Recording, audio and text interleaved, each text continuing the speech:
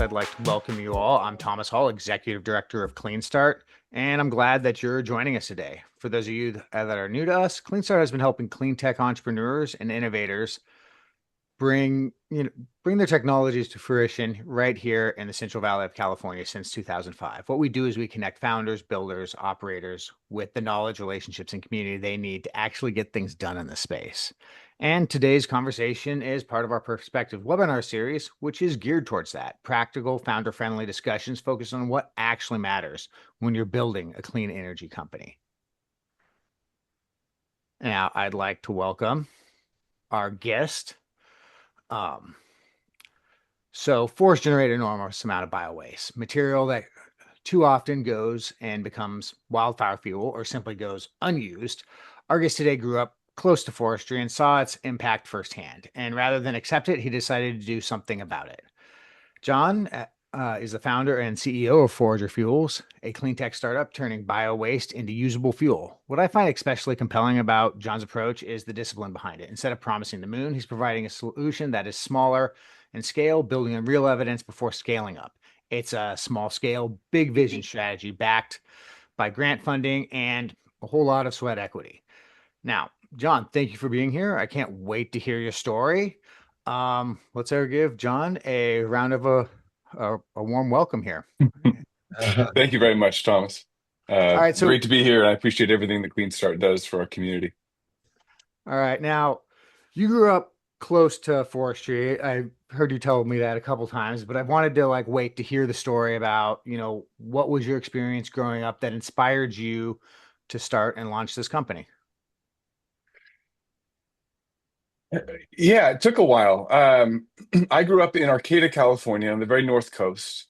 I'm old enough to remember at least the end of the sort of the heyday of that timber country up there. And my parents worked in town. We had a house in town, but our family hobby was always cattle ranching and forestry. We had a couple hundred acres up in the hills. We'd spend all of our weekend times there. Um, and yeah, it provided both a place for us to learn cattle, but also what it takes to maintain a healthy and clean forest. And through that, we also, since we were off the grid, got quite a bit of exposure to alternative energy. We had a hydroelectric system, we had wind power, solar, of course, and a variety of other things. So that was sort of the nature of my upbringing. It really wasn't until the family relocated in 2016 out here that we really started to see the impact of wildfires and the relationship between forestry and wildfires. So I think that really kicked off a lot in my mind. Okay. So you probably didn't start with, I want to go and, fight forest fires because, you'd go and become a firefighter for that. But you had some experience developing and growing with companies before you got into this. What experiences did you kind of have that led you to think like, hey, I can go and make a company that can provide good to the rural community and make money? Well, I didn't know that for a long time. It took me, so my career was in startups and spent 12 years in San Francisco. My degree was a computer engineer, and I did some of that out of school. Then I got into like sales and sales leadership, really thinking that, man, if I got good at this, I could really apply this to any technology. And I did that for a while, and I got, head of sales positions and COO functions, and kind of created a niche for myself, taking new technologies to market. A lot of software, some AI, some agriculture tech. A software company is what kind of moved me out to Sacramento originally. But it was never clear to me that I necessarily wanted to be a founder, or I had that either technology or market that I was so passionate about that I was willing to make the sacrifices that a founder makes and dedicate a decade of my life towards this. So that was never obvious to me, and it wasn't until a few years ago, seeing these trends, getting more engaged with our fire safe councils, having some wildfires threaten our family property in Placerville. Been involved with a couple of good wildfire fights at this point. So it really took confidence over time, kind of cutting my teeth, running other people's companies and taking other technologies to market before I felt like I had the skill set to do it.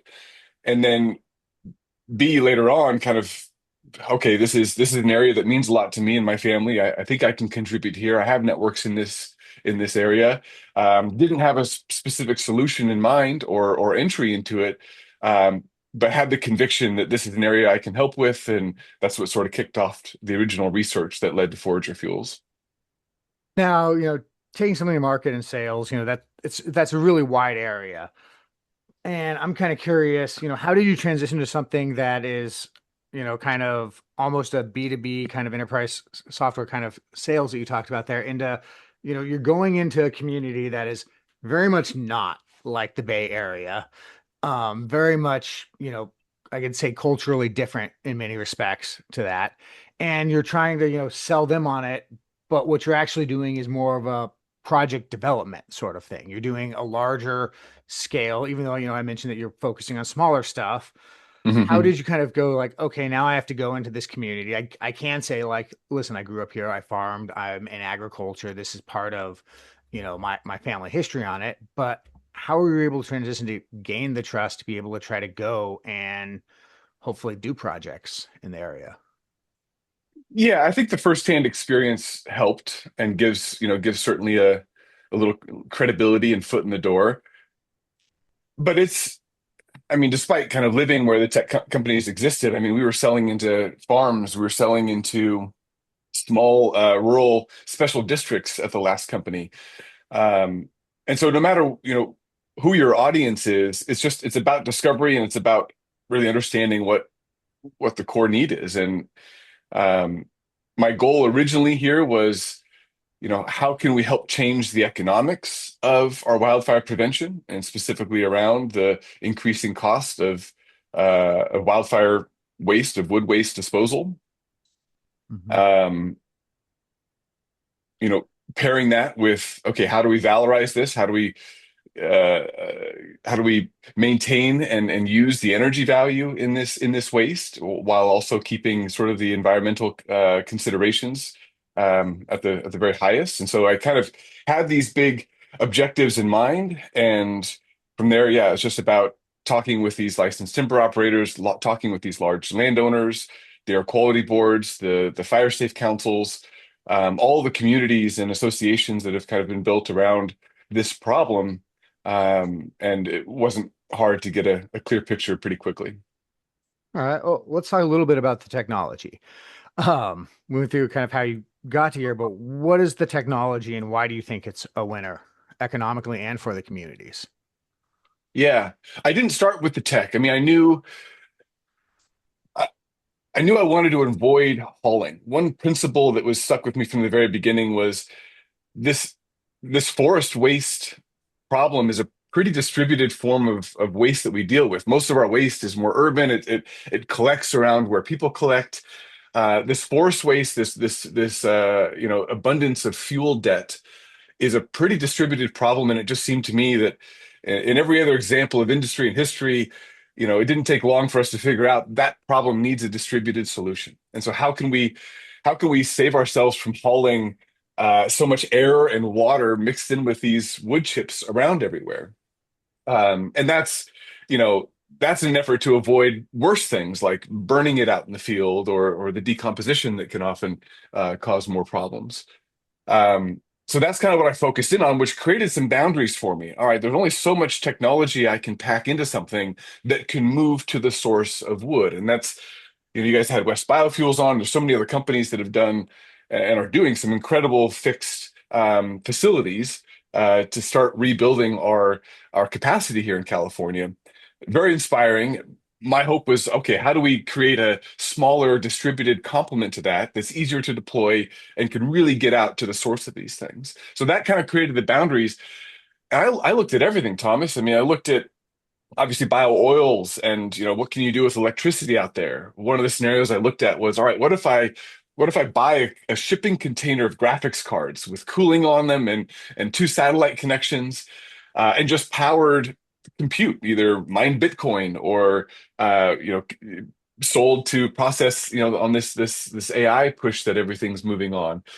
I looked at ammonia. I mean, here we're sitting in California with ag as our, backbone of our economy here, and we use a ton of ammonia in our crop development fertilizers. But the thing that penciled the most without any other incentives was green hydrogen. And the technology is mature. It's out there. It's nothing I'm using is particularly novel. It's just kind of unique how I'm collecting them together. And so, back to your core question, gasification. We're using a standard gasifier around 500 kW in size. But instead of running that into a generator immediately, we're using some several decade old technology for isolating the hydrogen molecules, which allow us to sell that to market. At least that's kind of our first goal. And then we can still use the waste gas to kind of self power everything on site. So it was kind of the steps we're playing it back in my mind was kind of understanding the problem and setting the right boundaries. And then it became networking and researching and a whole new development, not on the forestry side, but on the technology side. And that was maybe even more challenging, equally as fun. And that's kind of what landed with the technology stack that we're at now. So, part of my family history is actually, forestry. My grandfather had a forestry mill out actually in Orville, just outside of Chico. Oh yeah. And one thing that, his company, rest in peace for him, but the company has now been around for, I think, closing on 60 years. And the thing that it mastered was the pivot. So right Mm, now, Cal Floors, which was Cal Oak, which when you see the Cal Oak firewood, that was them at one point, but they sold that off, and now they're a testing flooring adhesive company. But that is after several pivots. So I'm curious, you talk about like, okay, I have this kind of general idea of where I think I can go to do things. What are some of the pivots that you've had to make as you go forward? yeah. Well, there's certainly challenges that I take a lot of this technology that's typically used in big permanent installs, uh, commonly throughout Europe and Asia, and there's a few here in California that are trying to come online.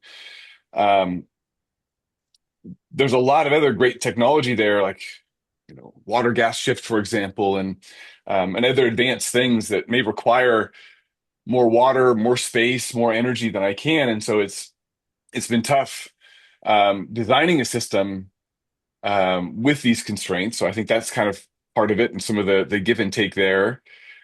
Um, we went quite a ways down the path with ammonia. I've got several friends in that world, and so for a while there, especially when the hydrogen arches program here in California failed. I think as the last administration came through, everything got shaken up a little bit. Thankfully, hydrogen got hit maybe less hard than some other alternative energy projects did.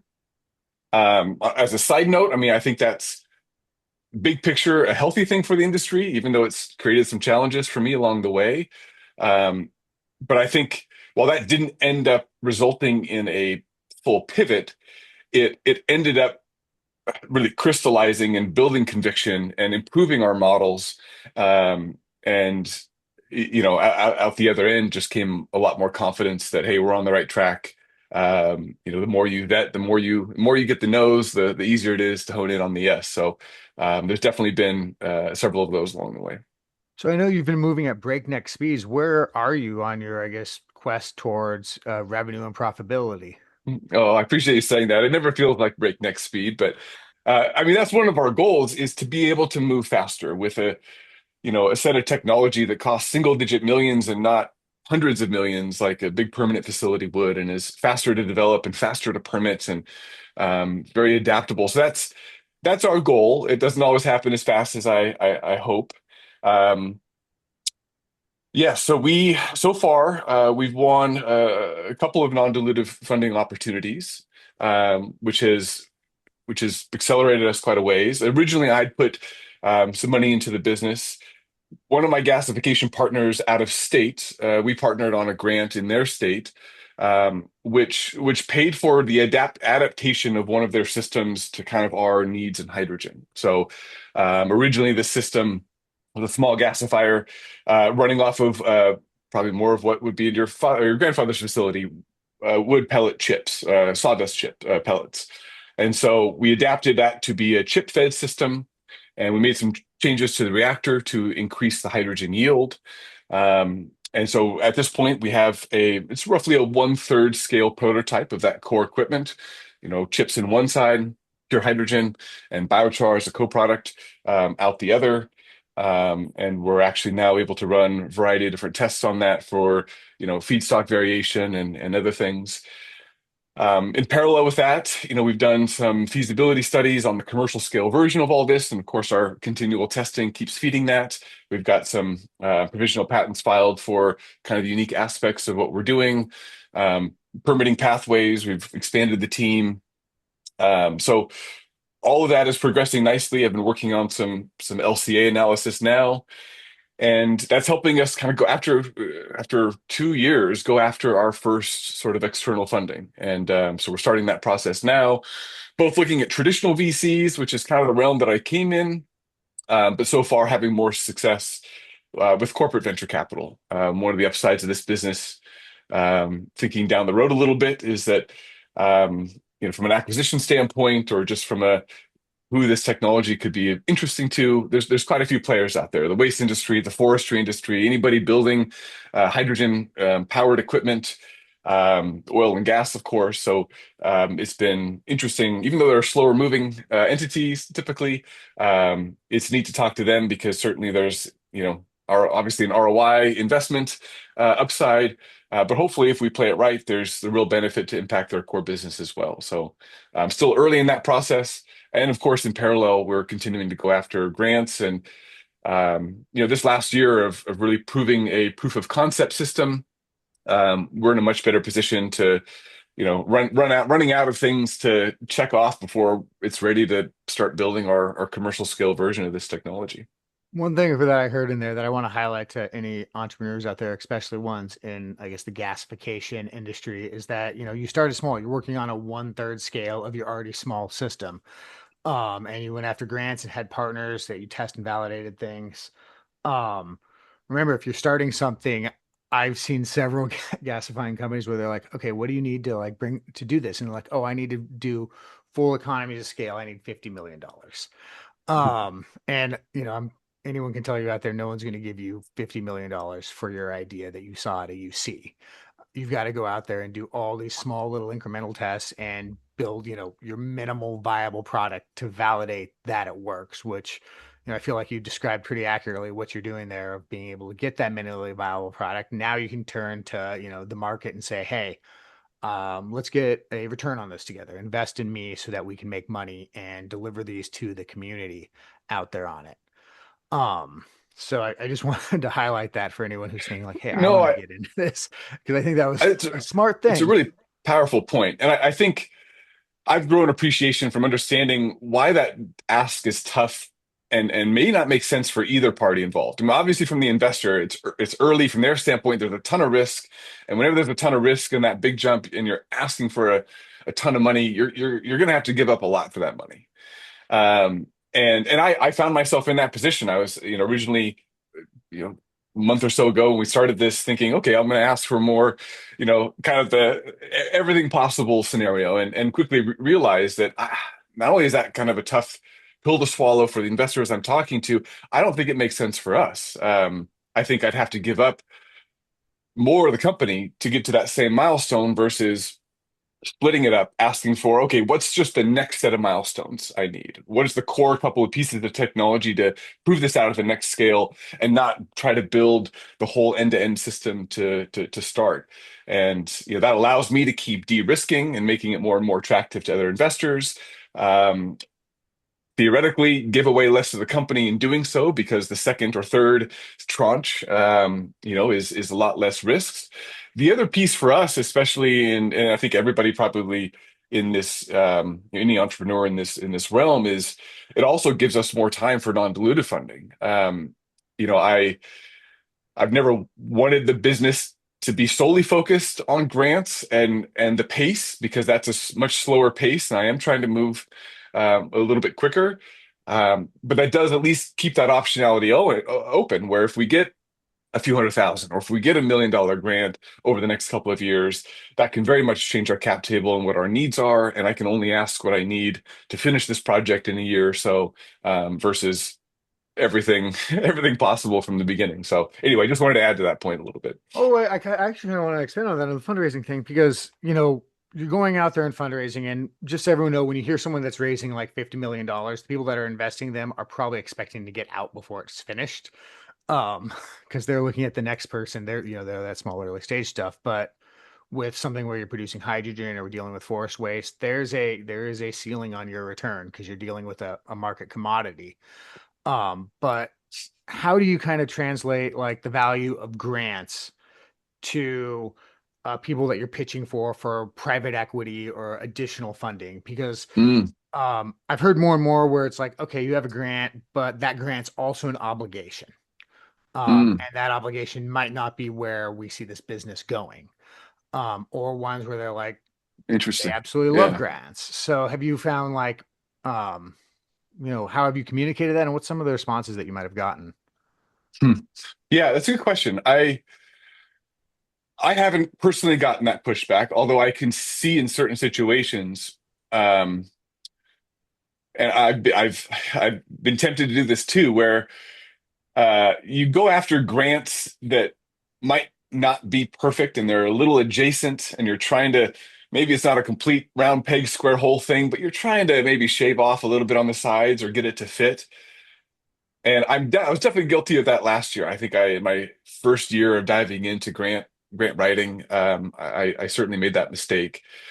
This year we've been much more deliberate, and I think that's helped us make sure that we're not letting the idea of free money sway us from the trajectory we're on and the story that we're telling investors and the mission and the conviction that we've built on this pathway, and why we're going down it. And so I would say that's the first thing is it's easy to read a grant nofo with your bias of what you're building and think, oh, yes, that applies to me. And I've gotten to the habit this year of every time I see a new nofo, I'll send it to several people that know about the business and can really give me good feedback on, do you think this fits or not? And of course, try to talk to the grant authors and everything else like that. But that's the first thing that comes to mind is really be selective on the grant opportunities you're going after, just for the sake of your own time. But for the scenario you're talking about, where all of a sudden now you're trying to reach different covenants of a grant opportunity that loosely align with what you're trying to do, and I can see where that would put you in a very sticky situation where now you've got these commitments for your time and efforts. That's And another one that you kind yeah, of alluding to. Don't overpromise when you're writing a grant. yes, yes, Don't, yes, you don't have to win a grant. yep. Like you might want to win the grant, but don't overpromise to get it because that's just worse. Um, Yes, I think there's probably some grants I didn't win that were I'm better off for it. yeah. Uh and yeah, I haven't gotten that pushback at least yet from investors. I can certainly see where that's a risk. I think also though, to like maybe look at this question from a different perspective is the right grants from the right entities, I think can provide tremendous momentum in fundraising for equity or fundraising for, VCs or other sources of funding that may not um, have that personal relationship with a problem. And to expand on that a little bit, you know, the same I think is can be true for corporate venture capital. If I'm able to get a term sheet from, a large player in the forestry space, um, the feedback I've gotten from VCs is, hey, that would be a great indicator. That would be a great sign for us to pay more attention. That would be a great sign that, okay, he is solving, he's getting traction from somebody that not only sees the return on investment, but sees the benefit in their industry, the industry that we're going after. And I think the grants can do the same thing from the So, from the right people. have you, what agency, what grant, or have you had one that you're like, this was the right one and perfect fit? So far, so I mentioned the out-of-state grant that kind of built our proof of concept system.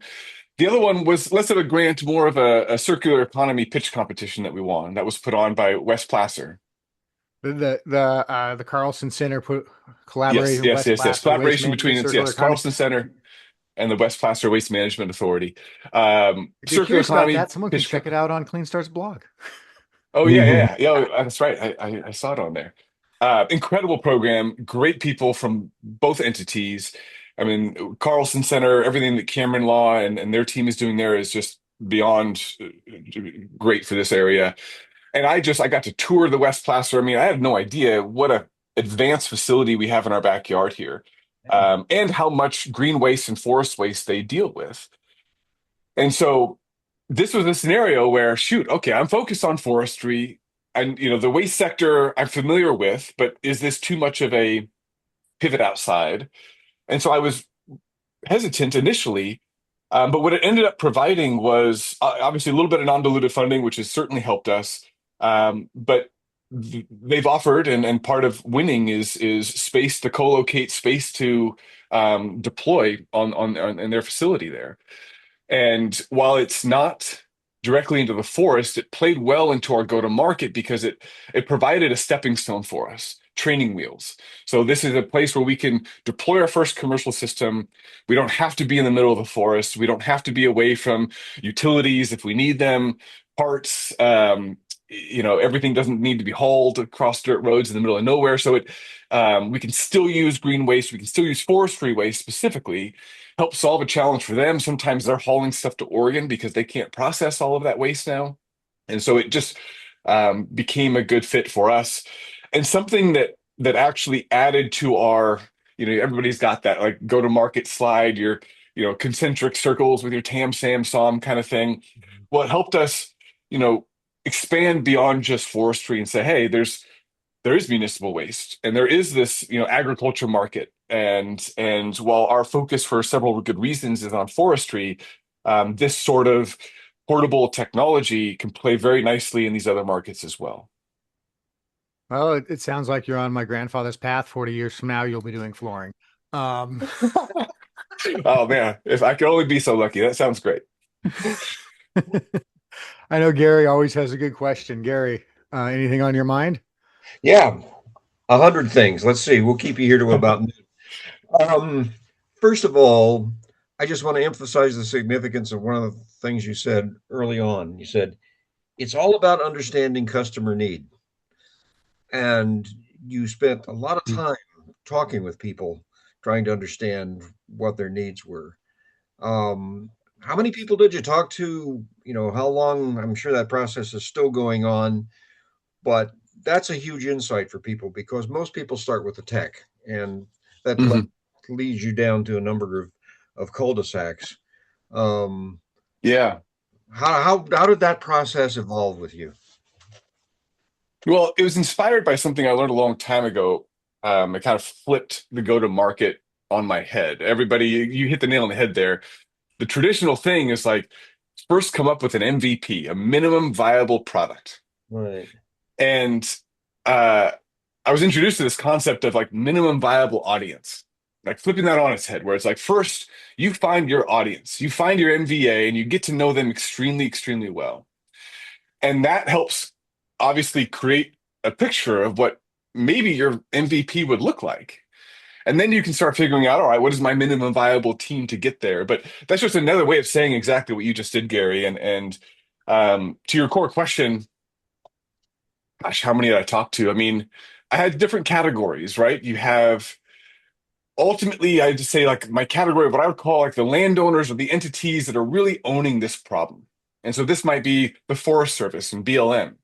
This might be Sarah Pacific, one of the largest private landowners, or Weyerhaeuser, one of these huge, large landowners. Also, utilities. The line clearing industry is absolutely enormous. And we all know who got, who the liability for Paradise and so many other things fell under. So I also put these large utilities, SMUD's right in there in this same category. I mean, SMUD's got, these what is it, the water and power access they've got in the foothills. So they've got their own line clearing going on. They also are based in this city of trees. So tree work and utilities are hand in hand, let alone cell towers and all the other infrastructure out there, right? But I'd say all of those were in one category, the category that I think really owns the problem. So it was very important for me to talk to as many of them as I could and understand, what is the risk? What happens if they, if they don't comply or if they don't build these breaks or SPI. I mean, I learned from them that they don't do pile burns anymore. It's just not worth their risk. They saw paradise. They saw these things. They have different solutions now, and so that was very important. And then the second tier was talking to, okay, who are the people doing this work? The LTOs, these operators, and there's some huge ones. There's some very small ones. And they're the ones that currently are covering the cost of this disposal. The Mhm. other trend that I saw from everybody was this trend that, like, when we talk about fuel reduction work, more and more we mean it. Just masticating and leaving that fuel on the ground is, it's a step in the right direction, but you've still got fuel there that's going to decompose and create methane, and you still, it's a better condition, but that's still a fire risk. Um, and so more, seeing the trends of, okay, getting rid of this, whether that's in prescribed burns after you go through and thin, whether that's using a biochar kiln or air curtain burner to try to create some value out of this, in the field, or hauling it away. Like more and more of it's taking place. Big chippers there, loading up chip vans and hauling it away at $50 to $100 a ton. So that work, and that was months, maybe a full year of just talking to those folks and not only understanding the problem, but quantifying it and um, and seeing where the opportunities are. I mentioned how folks like West Biofuels and these other permanent facilities have been a huge inspiration, and we need them more than ever. But the other inspiration I had was from the kind of distributed biochar systems. Um, that created a precedence where now these LTOs, these operators in the field, are used to and interested in, okay, buying or leasing another piece of technology to add to their excavators and their skidders and their dozers and their chippers and everything else going on out there, to try to minimize the waste and minimize what needs to be left behind there. And that's a behavior that I could work with and build upon. I'm just trying to create something that creates exponentially more value anywhere, and then can really start changing the economics of these forestry operations. So sorry, long answer, Gary, but hopefully I Well, I mean, captured it's your question there. important. I mean, you must have talked to 100 people, 200 people, Hmm. 300 people in the course of putting this together. And that's, you know, you've now invented a new term that I'm going to use, and I won't give you any credit for it. No, The I don't deserve credit. That was not my invention. I'm simply passing it along. But the minimum viable audience, yeah, minimum viable audience. I like that. yeah. Yeah. So, but shift gears on you again. Another thing that's difficult for people in putting a business together is assembling a team, Hmm. because you just can't do everything yourself. And if you are trying to talk to 100 people and you're trying to talk to all these other equipment suppliers, you need a team. And you've had experience in lots of other businesses now. What's your advice on the best practices in assembling a team that really helps you, really clicks together, and moves the ball forward faster than you can do on your own? Yeah, yeah, that's a very good question. And I think the portion of my career that's been the toughest has, and I think for a lot of people, is people management. And as a part of that, you realize that, well, people management gets a lot easier, team building and focusing people and motivating people and aligning people, if you start at the beginning and get the right people there to begin with. In general, when I get this question, um, I've used several different methodologies for different parts of my career, and the one that I landed upon several years ago and have still used for hiring is a book called The Who Hiring Method, WHO. Jeffrey Smart. There's two authors. I believe one of them is Jeffrey Smart. That had provided, this might not be exactly where your question was going, but I'll circle back, I promise. Um, they just provided an incredible framework that really built on that, like, minimum viable audience model sort of thing, where, once you get a sense of, you can't hire before you know exactly what you need. You don't know what you need until you know what you're trying to build and who you're on and who you're building it for. And then you can get a sense of, okay, what responsibilities are needed in this next year for me to hit the milestones I need to hit. And then you can, all right, well, what skills need to correspond to those responsibilities? And then before you know it, you've got a framework for exactly what you're looking for, and the actual hiring and interviewing process becomes quite easy. Um, in this situation, especially when you're talking about first couple of hires, and it's a lot less structured as I just described, I still think the same process applies. Like I didn't rush bringing on people. I didn't rush finding co-founders or COOs or anybody. Um, I first tried to get like you said, a real clear picture of the problem and what technology is available and what steps are going to be required. And it became a networking thing. One of the kind of tricks I used is I was doing this before I knew I was going to start fundraising. But I already started creating a list on LinkedIn of like who these investors might be, who these people in these CVCs, I keep using that term, corporate venture capital is what I'm referring to. But everybody in this, and I would just start using that as a soft ask because people like to help. I don't like to, when I introduce or meet new people on LinkedIn, it's nice to either be able to give something or ask something and engage them in some way. And that was one of my first asks. One of the first hires I made, I realized that, okay, if I'm going to go fundraising, I need a strong CFO. It can be a fractional person. I want them to be familiar with startups, know this early seed stage funding and all the different, perils that go along with it, have some clean tech experience. So that became my kind of like soft opener for a lot of my conversations, both with future potential investors, even with other big players in the space, the hydrogen market, the technology market. I would introduce myself and I'd ask, "Hey, I'm looking for a killer CFO. If you know of anybody that's looking, let me know." And people love to connect. They love to help other people that are looking. So that's probably what I do credit with finding my first couple of hires was using it as an ask, using it as a way to engage people, um, and then that opened the door to a lot of other conversations and some incredible introductions.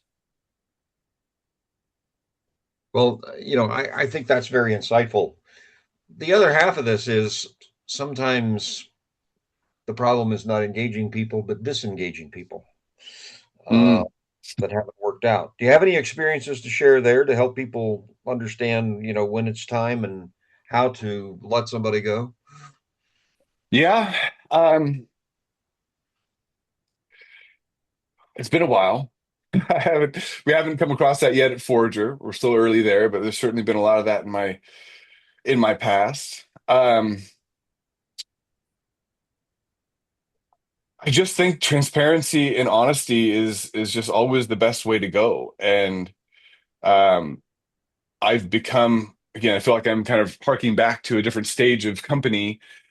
Um, but I think what I mentioned too of setting up those expectations, even starting with that who hiring model, where before you're even interviewing anybody, before you're even putting a job posting out, you're you're gaining a ton of clarity with there's kind of two components of that I'll get into a little further. One of them it's competencies and outcomes. So the competencies are like the skill sets, of course, the type of character you're looking for in that role. And the Mhm. outcomes are like what needs to be produced for this role, a year or 2 years from now to look back and say, all right, this was a win. We need to look back and say they did this, this, and this, and this. And it sounds like, and it is, a ton of upfront homework. It's a lot of overhead upfront before you hire and before you do all this other work. But what that does is just like I did, create just like I mentioned, a set of guidelines for who to hire and how. It continues beyond that. Now you've already set the expectations, maybe for the first year or more for this role. Those have been communicated to the new hire. In that case, I asked them, "What does your onboarding look like? We've got 3 months now.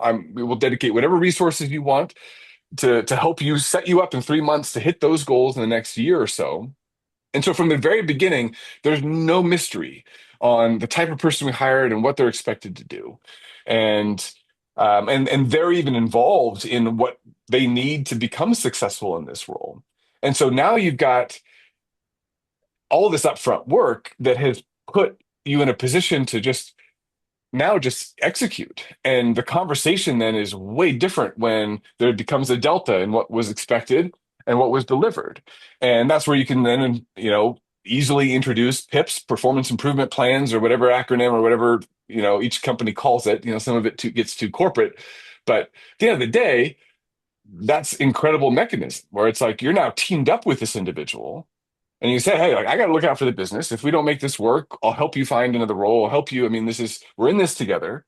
Nobody's going to leave anybody, out to dry here, but we've got a delta. And so let's put our heads back together and let's figure out how to close this gap, or, we'll find a better fit. And so I think it's funny. It's almost the same answer. It's like that pre-work makes it everything easier down the line. Well, I think that's a great answer. Just a anecdote on my part. I knew I had a problem, hired a guy for sales, looked like a champion, all-star, had all the right frameworks and everything like that. But damn, every conversation I had with him started with, when am I going to get a company car? And it's like, Yeah. startup, we'll pay your expenses, being are not getting a company car. And that became sort of the hallmark of, I think we have a problem.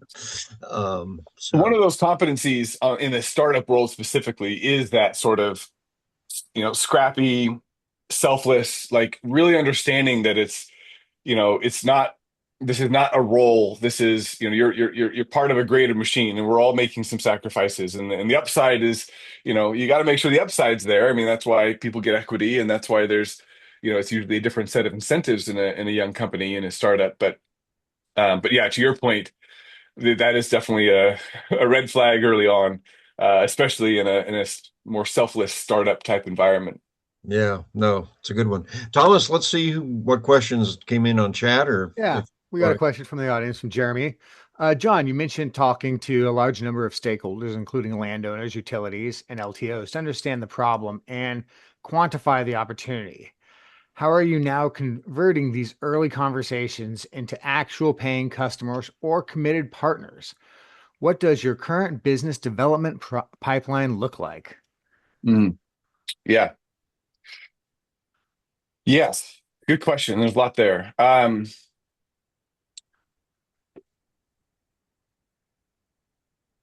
One of the most powerful tools for me so far has been letters of support, letters of commitment, MOUs. That is sort of the language where I'm at now. I don't have a technology, I don't have a commercial technology yet. I'm not in the position to ask for hard commit contracts. Someday we'll get there, but it's all just, all right, what are the incremental things to get there? And similar to our investor conversation, it's how are we de-risking and getting ahead of and solving little objections and worries and concerns along the way. And on the flip side of that, continuing to learn more and more about how this needs to be, built to be kind of the perfect fit.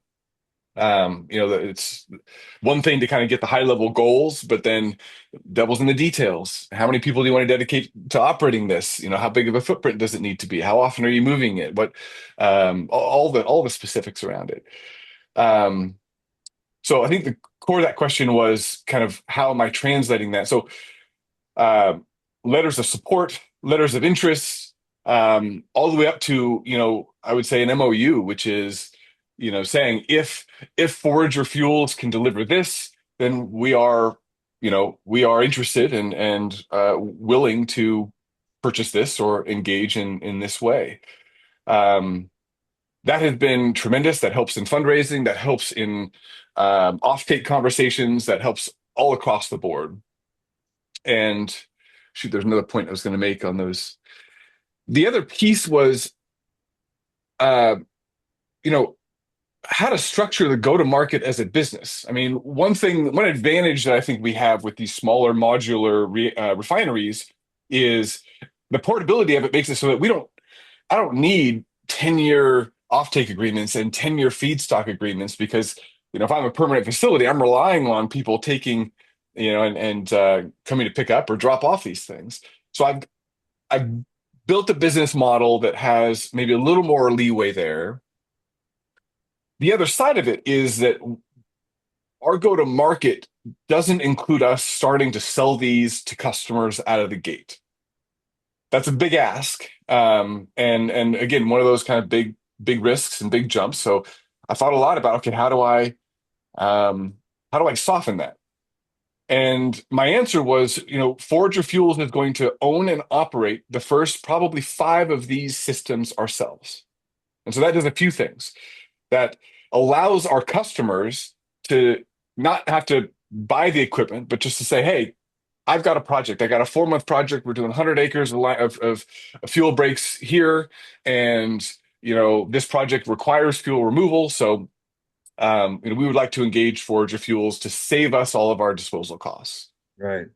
What this does for us is three more things. It proves our business model. It gives us tremendous technology feedback loop. So on the second, third, fourth, and fifth system that we build, we're improving things. We've got hands-on, like we can see firsthand what needs to change and what opportunities for improvement there are. And the third thing is that it really crystallizes this offtake network that we've built. We've got a few partners on hydrogen offtake. We've got a few partners on biochar offtake. And for me to be able to crystallize that and when we start selling these systems, sell that as a value add. One thing I learned about our customers, back to the discoveries portion of things, is that they don't want to deal with where the hell this hydrogen's going, what the price is, who needs the biochar, how to get carbon credits, all that crap. LCFS, I mean, it's so complex. So we want to, when we do start selling these things to customers, we want them to be able to solely focus on operating these systems and replacing their disposal costs with a big source of revenue. And so they just want to get checks. So we want to be able to offer them this sort of offtake ecosystem that takes care of all that piece of them as well. So that was kind of another way that we are kind of, again, de-risking and not asking too much of our customers or investors at any one big step. Incremental wins along the way. I hope you have a good contract lawyer Yeah, for all those. I got a couple of them, so hopefully, yeah. All right. Um, so my last question for you, and then we'll wrap it up, is did you have an aha moment where you're like, hey, I think we have something here? Maybe there's some validation or traction around it, but what was something that you're like, okay, now I'm really excited about this? There's been a number of those. There's also been a number of like, oh shit, this is all trash. I gotta start over. The It was just startup as life good, is maybe high more. highs and low lows. But I appreciate you talking about the high highs because I don't often sit and reflect on those enough. Um, Gosh, there's been some big breakthroughs. I mean, certainly on the technology side of things, you know, and this was only a few weeks back, we got pure hydrogen out of our prototype system, our proof of concept system. Like, gosh, that felt so good just to have that win and to be able to see biomass on one side and pure hydrogen out the other. Obviously, more to test and beat up there, but that was a tremendous win. I think too, talking to a lot of these big entities. I mean, whether it's the forestry companies or these big utilities. There was a quote I got from some of the right people, a very large utility, um, and they're just so excited about it. They're like, yes, this is it. Like this would, if you could make this happen, this would be kind of the perfect problem to our solution. This will be the quote blue sky option for all the biomass waste that we create.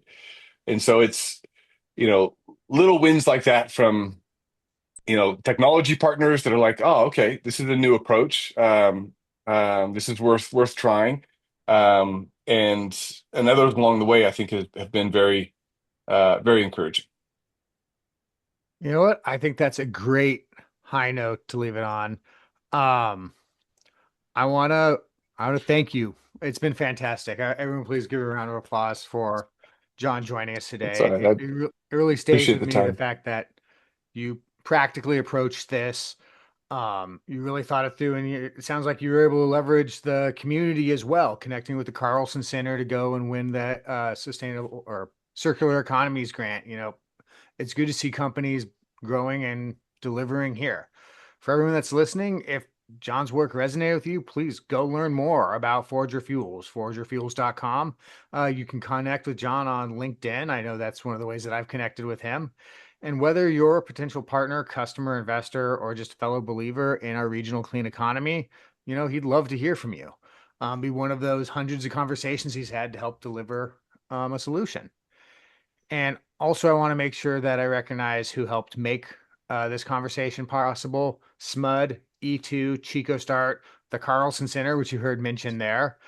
Um, they make it possible by supporting CleanStart. So thank you all for spending time with us. This is what CleanStart does, showcasing founders building our clean economy right here and keeping the community close. So keep an eye out for our next events. Some of those that are coming up are our Power Series. If you're curious about fundraising grants, we're going to have a discussion on raising capital on September 17th, but we'll be kicking it off with your value proposition next week. So please make sure that you go and check us on our Luma, our website, and on LinkedIn for our classes. Thank you for joining us. Can't wait to see you guys next time, and have a great day.